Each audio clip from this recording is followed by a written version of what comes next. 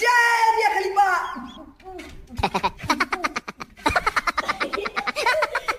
हाँ बुजरा के साथ पापा को भेजब।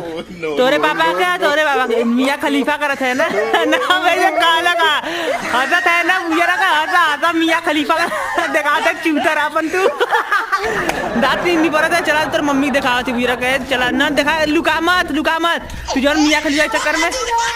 और ये सब आकर थोड़ी देखो दोस्त उधर हिला रहा था अकेले हिला रहा था गांडू पेट पीड़ा लगल ना हिला सही हो।